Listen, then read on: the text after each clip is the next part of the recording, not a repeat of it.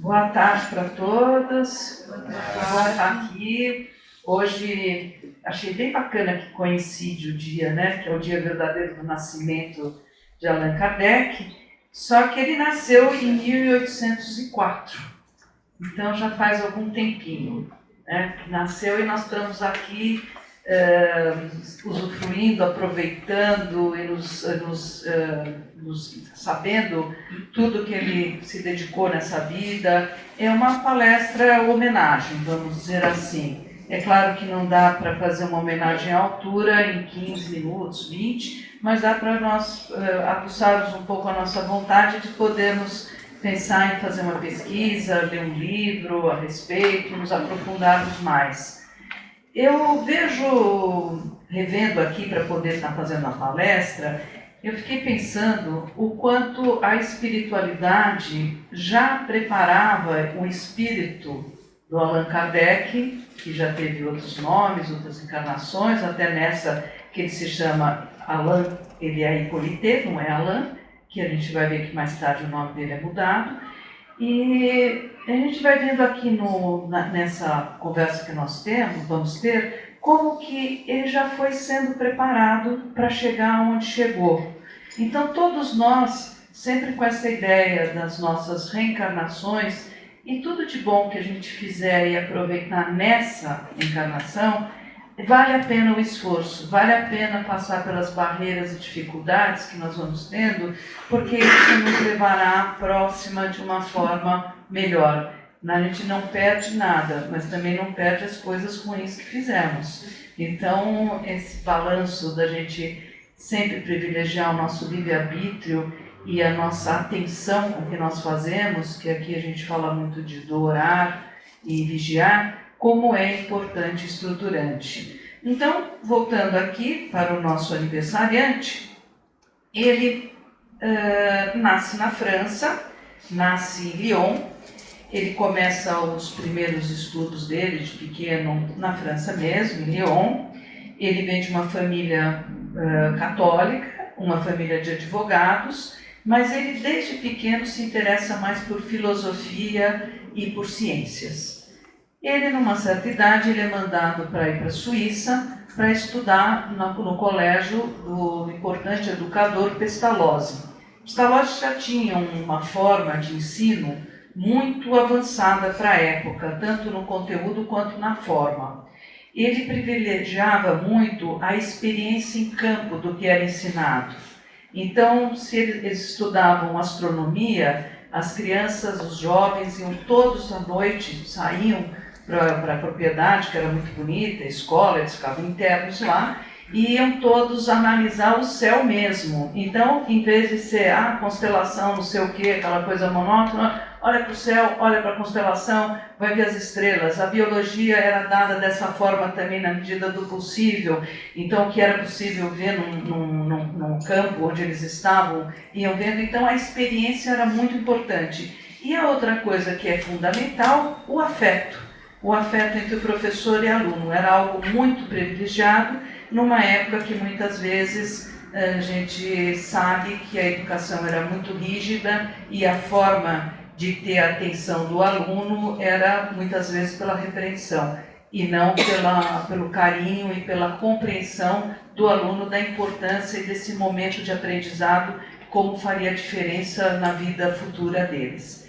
Quando ele volta desse instituto, que é importante também falar, que formou no Kardec as ideias progressistas do positivismo que estava em voga nessa época, que defende a ideia que o conhecimento científico também seria a única forma do conhecimento verdadeiro. Eu aqui estou dando uma pincelada, é lógico que eu não posso reduzir o positivismo a isso, mas nos interessa como já essa semente que Kardec vem nessa encarnação dele, esse gosto pelas ciências, ele vai para uma escola onde desenvolve muito essa ideia e ele está vivendo esse momento. Né? Por exemplo, ele foi contemporâneo de Darwin, com toda a ideia da evolução das espécies, entre outras pessoas muito importantes que se destacaram. Ele fala assim, que o conhecimento verdadeiro dessas práticas que apoiavam esse conhecimento científico, falava muito assim, olha, das leis da física, relações sociais e da ética. Então, ele vai tendo uma ideia completa do ser humano, né? Ele traz a ciência, mas não traz a ciência sem as relações. Ele não traz a ciência sem a ética. E aqui, então, vamos ver na sequência. Quando Kardec volta para a França, ele é bacharelado em letras, em ciências, e olha que interessante, além do francês, ele domina o alemão, o inglês, o italiano e o espanhol. Então, isso também vai trazer uma facilidade, porque ele vai se tornar um homem onde vai entrar em contato com vários países, né? Várias pessoas, vários médios de outros países. Ele funda na rua, em Paris, ele funda a instituição de ensino, onde ele vai dar aulas de química, física, astronomia comparada. É importante dizer que ele se casa em 1832 com uma mulher que era igualmente interessante na minha ótica, porque ela era uma mulher muito à frente do tempo dela. Em 1832, ela vinha de uma família de professores, ela era uma professora, ela era muito estudiosa, e ela era uma mulher que ela ficava não atrás e nem na frente do marido, ela ficava ao lado. Tinha 10 anos a mais que o Kardec, até falaram assim, num dos textos que eu li, que ela era tão jovial, tão simpática, que ela parecia mais moça do que Kardec, que era um homem que tinha assim, uma postura mais sisuda, mais séria, mais compenetrada. E ela era uma pessoa muito para fora, que fazia muitas relações sociais e tudo, das amizades. Foi uma mulher realmente de muita importância para o espiritismo. Ela também se envolve no Instituto, e eles já tinham essa noção de que eles davam aula para as pessoas que podiam pagar naturalmente, porque era o trabalho deles, mas eles já davam assistência para quem não podia pagar. Então eles já faziam um ato de caridade envolvendo a educação. Continuando aqui, que eu voltei por o casamento, eles publicaram, o Kardec publicou muitos livros didáticos extremamente importantes, principalmente o livro de português. E isso dava uma subsistência muito boa para eles, porque era um livro adotado na França, muito importante. A gramática francesa, aliás, né? Gramática francesa. Em 1849, a gente já está dando aulas de fisiologia, astronomia, química e física. Então, estou trazendo isso tudo porque vai trazendo a seriedade desse homem. Ele era considerado pelos seus pares como um homem cético, respeitado por toda a classe acadêmica, pelo seu senso crítico e a sua imparcialidade. E as características que deram mais credibilidade para o espiritismo foram essas, né, naturalmente. E ele tinha uma forma já de trabalho dele, que é a forma de trabalho que ele vai aplicar mais adiante, quando ele é convidado a fazer a codificação do livro dos Espíritos, né? Então ele tinha método, ele tinha ordem.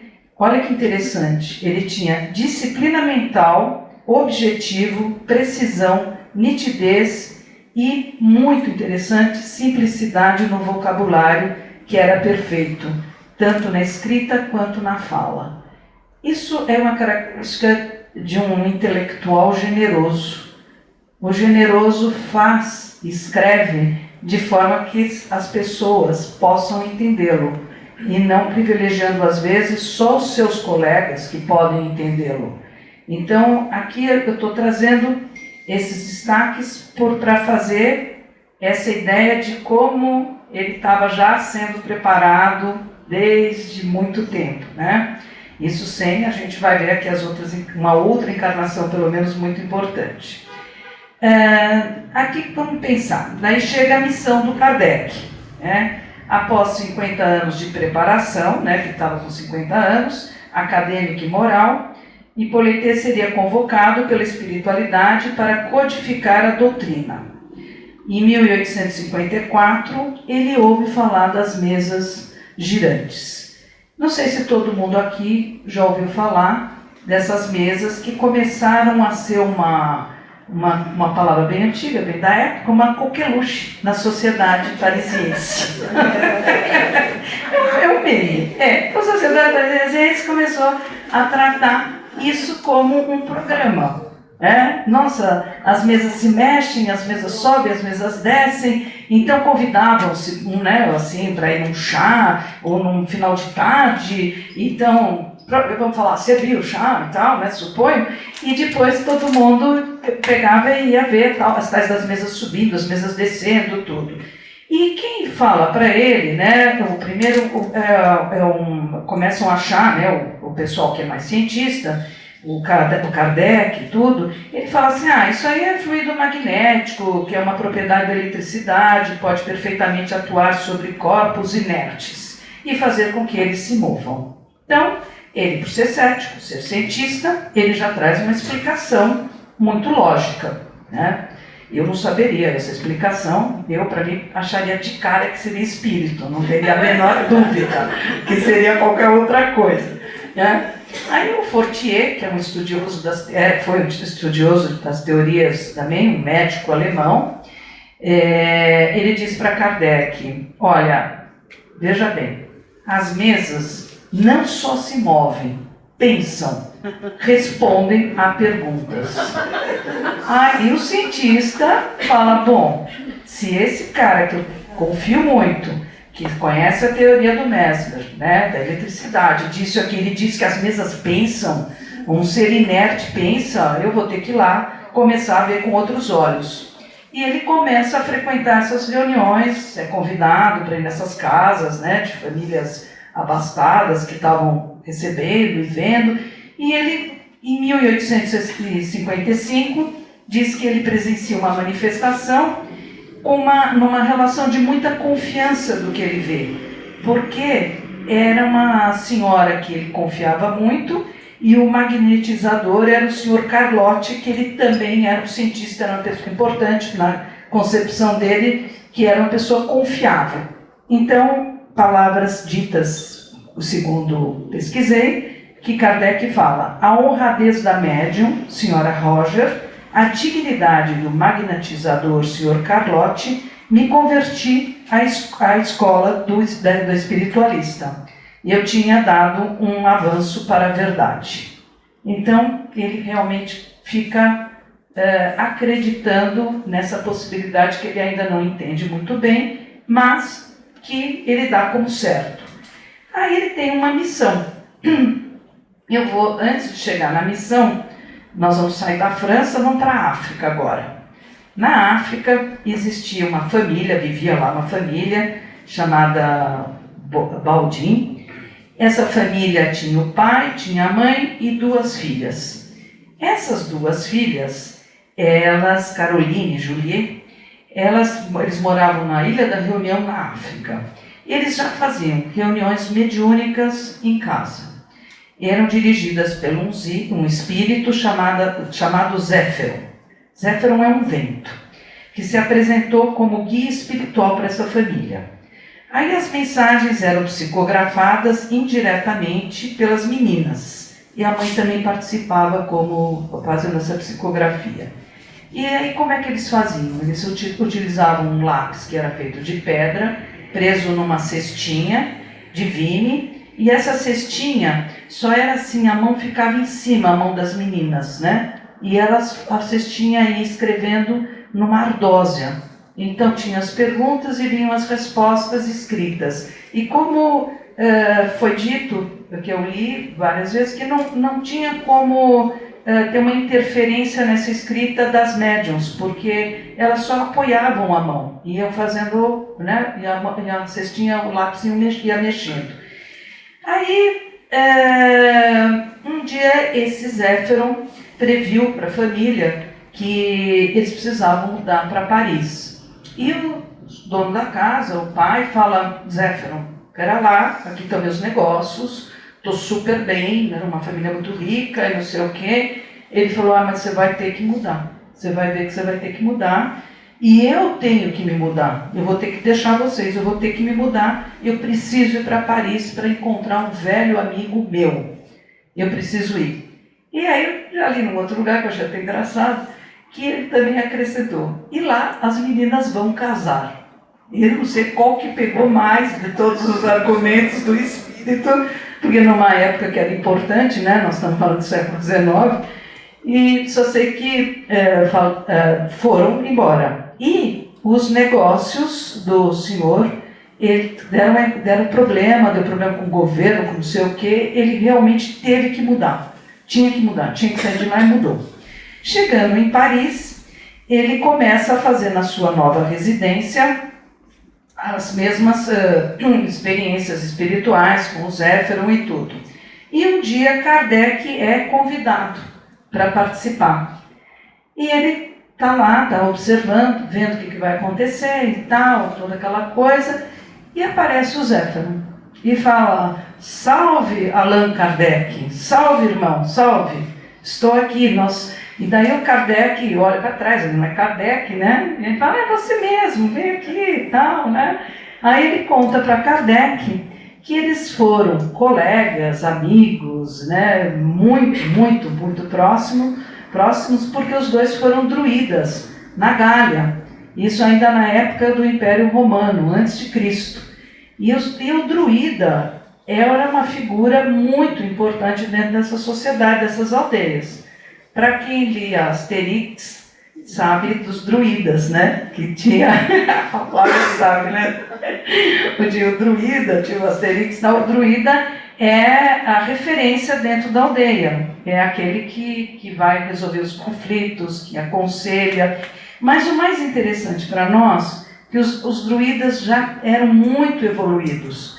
E a concepção já existia de um Deus único. E da valorização da mulher, da valorização da vida, da paz. É muito interessante o pensamento do druida. E os dois tinham sido colegas dessa época. Então veio o pseudônimo, Allan Kardec.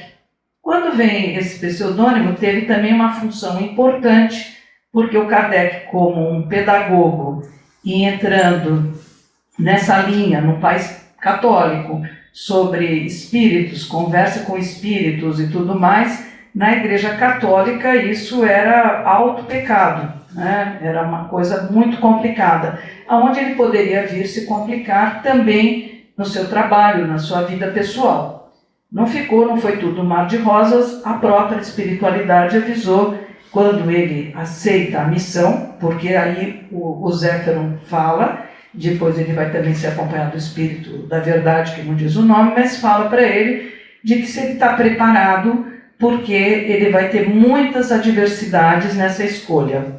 E a gente sabe que a vida é assim mesmo, né? Toda vez que a gente escolhe alguma coisa, a gente deixa outra para trás, ele deixou para trás a paz dele, a escola, aquela vida, sei lá, dormir bem, dormir tranquilo, dormir sem a visita dos espíritos o tempo inteiro, todo mundo querendo contar coisa e tal, e ele tendo que fazer esse projeto, que foi o projeto da vida dele até o falecimento dele.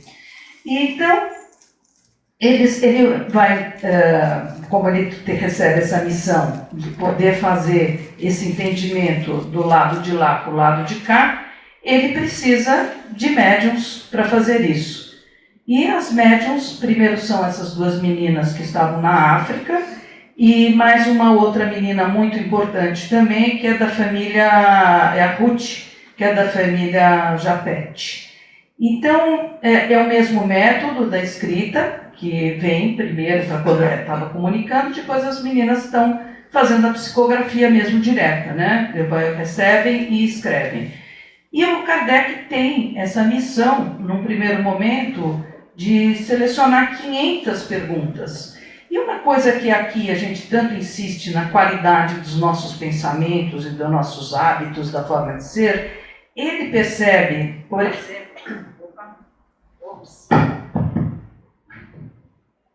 Por pilhas? Ah, não, ó, sacode vai. Aqui é mundo espiritual, não é mundo tecnológico, gente. Então dá essas falhas assim. Tá vendo? Sacode e vai, obrigada. Então ele prefere, ele privilegia aqui, ele percebe a qualidade dessa garota Caroline, que disse que quando vinha através dela, a qualidade era muito boa das respostas, a seriedade, o jeito. E assim ele vai também construindo a importância tanto das perguntas, para não se perguntar futilidades, bobagens, quanto o preparo desse médium. Quem é esse médium? E assim ele vai usando outros médiuns de outros lugares do mundo, tudo, o que vai dando muita veracidade, porque essas duas eram irmãs. Acho que está meio, né? Essas duas eram irmãs, mas tinham outros médiuns que não se conheciam. Então era a mesma pergunta para diversos médiuns. E só era levado em consideração as perguntas que coincidiam, as respostas que coincidiam às perguntas. Então ele sempre dizia que era melhor descartar, não sei, X números de perguntas quando as respostas não estavam batendo, para não correr risco de ter nenhum erro. Ele é instruído pelos espíritos ainda, quando ele termina, de fazer uma revisão. E a revisão são 10 médiuns que são chamados, e daí vão fazer essa revisão. Olha aqui, 10 médiuns foram utilizados para a confirmação de orientações espirituais para que nada ficasse incorreto. Então havia uma grande preocupação, porque Kardec viu a dimensão da obra que ele estava incumbido. É uma dimensão onde ele se tornaria um formador de opinião de uma forma muito importante, porque era toda a moral e toda a forma mesmo de relacionamento, e trazendo algo tão novo, né? E essa certeza da vida, da pós-vida, porque a comunicação já se dava de lá para cá. Então, essa preocupação de acertar era enorme dentro dele. E ele era o homem certo para isso, porque ele não era corruptível, ele não era vaidoso, ele não tinha vontade nenhuma de trazer isso para um personalismo, ele estava fazendo isso para a humanidade, ele tinha certeza disso. Então, ele vai fazer o lançamento da primeira obra dele, que a primeira obra dele nós sabemos que é o Livro dos Espíritos, 1857. Então conta que chegou uma carruagem, né? Olha que romântico, levando 1.200 exemplares para uma livraria, e nessa livraria já logo venderam 50 exemplares, que foi um sucesso. E eles também estavam doando alguns livros. Então, no final desse dia, foram 100 livros vendidos. Vendidos, doados, enfim, 100 livros que passaram a circular, né?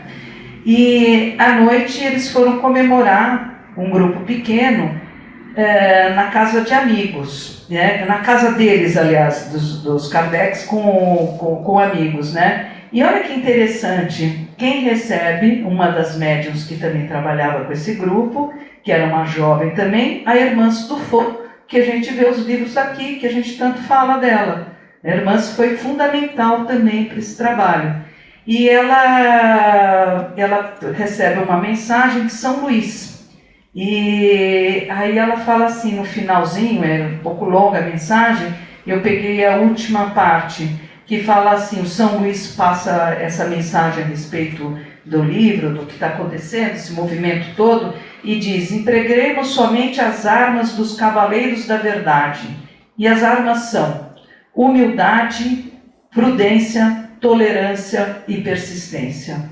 E a gente vê que tem comunicações, né, de São Luís, a gente vê no Evangelho, e aí então isso aqui já vai fazendo a base do que tudo que a gente tem visto tanto e falado e o Espiritismo nos traz, né? Então, humildade a gente sempre fala, prudência, eu acho que é para a gente fazer sempre esse crivo da razão, como diz, tolerância para aguentar o diferente e todas as coisas, os ataques, né? E a persistência é para a gente não deixar nada, isso serve para a nossa vida, para nós todos. Não desist, vamos desistir, as coisas não dão certo por um caminho, faz outro, vamos persistindo, uma hora chega, né?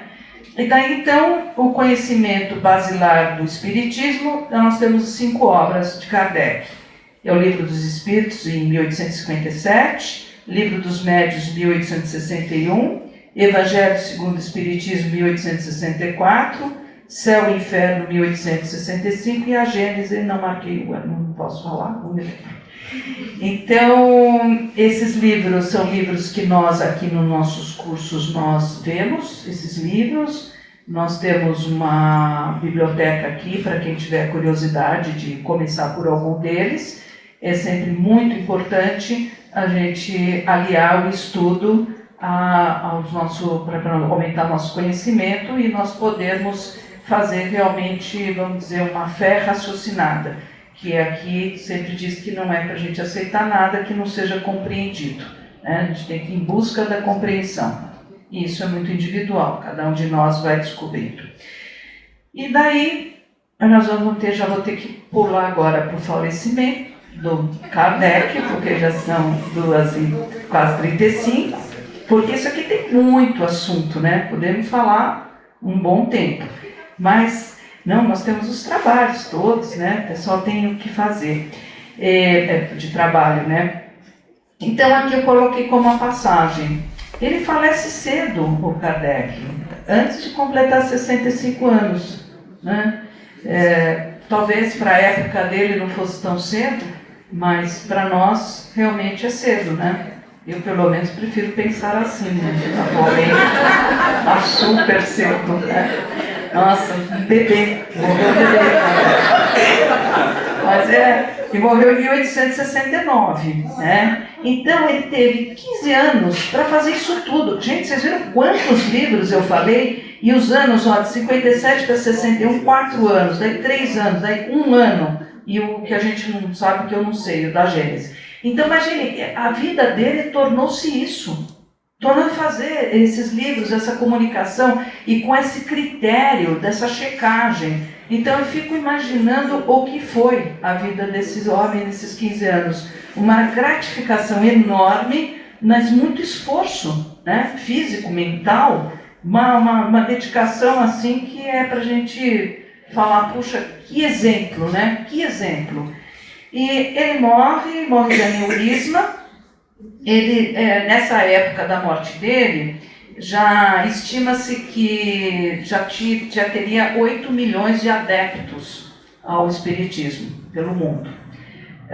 Ele foi enterrado num cemitério em Paris, que é um lugar onde muitos vão fazer uma visita, Père Lachaise. E bacana, que eu falei que o túmulo dele, né, ele era vamos dizer, de outra encarnação, um gaulês, né, um druida, e o túmulo dele é aquele domo,